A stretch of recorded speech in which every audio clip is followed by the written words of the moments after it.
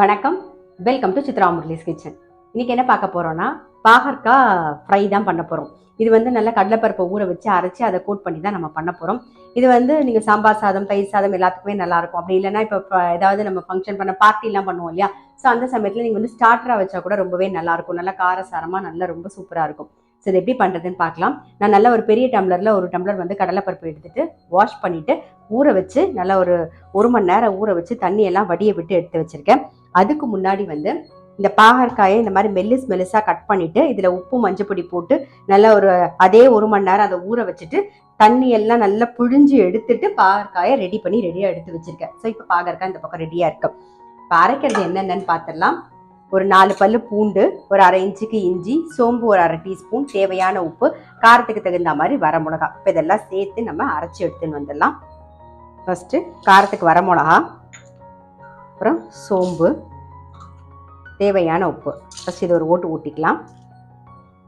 வரமிளகா, உப்பு, சோம்பு ஒரு ஓட்டு ஊட்டியாச்சு. இப்போ இஞ்சி சேர்த்துக்கலாம். பூண்டு நான் ஒரு 4-5 பல்லு பூண்டு சேர்க்குறேன். பூண்டு ஆப்ஷனல், உங்களுக்கு பிடிச்சிருந்தா சேர்த்துக்கோங்க, இல்லைன்னா பரவாயில்ல. ஊற வச்ச கடலைப்பருப்பையும் சேர்த்துருவோம். இது கூடவே கொஞ்சம் பெருங்காய பொடியும் நம்ம சேர்த்துக்கலாம். அவ்வளோதான், இதெல்லாம் சேர்த்து அரைச்சிக்கலாம். ரொம்ப தண்ணி விடாமல் நம்ம வந்து அரைச்சி எடுத்துக்கலாம். கொஞ்சம் தண்ணி விட்டு அரைச்சிக்கலாம்.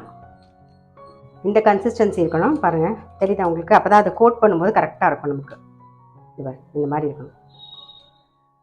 இப்போ அடுத்த பாதியும் அரைச்சி எடுத்துக்கலாம். பாருங்கள், இப்போ நல்லா அரைச்சாச்சு. நம்ம பாவக்காவை இதில் மிக்ஸ் பண்ணிடலாம். அப்படியே அந்த அரைச்சது வந்து நல்லா இதில் கோட் ஆகணும். எல்லா பாவக்காயிலையும் போய் படணும். ஒரு கிறிஸ்பினஸ்க்கு கொஞ்சம் அரிசி மாவு சேர்த்துக்கலாம். பாருங்க, எல்லாத்துலேயும் நல்லா கோட் ஆகிருக்கு. பாருங்கள், இந்த மாதிரி நல்லா கோட் ஆகணும். இப்போ இந்த பக்கம் எண்ணெய் நல்லா காஞ்சிருச்சு. நம்ம எல்லாம் மிக்ஸ் பண்ணியாச்சு. அப்படியே உதுத்தாப்பில் போட்டுடலாம். ஆமாம், அப்படியே ஃப்ரை பண்ணிடுது. நல்ல டேஸ்ட்டாக இருக்கும். தயிர் சாதத்துக்குலாம் ரொம்ப சூப்பராக இருக்கும்.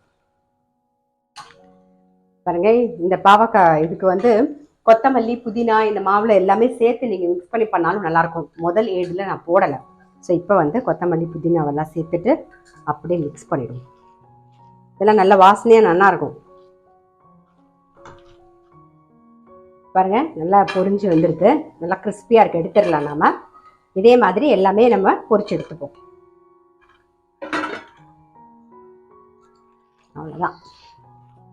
இப்போ வந்து புதினாவும் கொத்தமல்லி மிக்ஸ் பண்ணியிருக்கோம் இல்லையா, அதோட சேர்த்து பொரிச்சுக்கலாம்.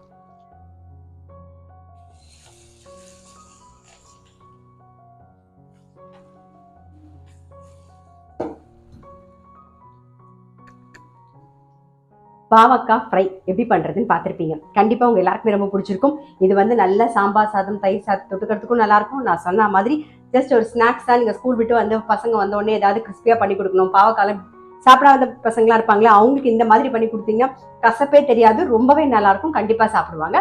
ட்ரை பண்ணி பாருங்கள். நான் அடுத்த வீடியோவில் சந்திக்கிறேன்.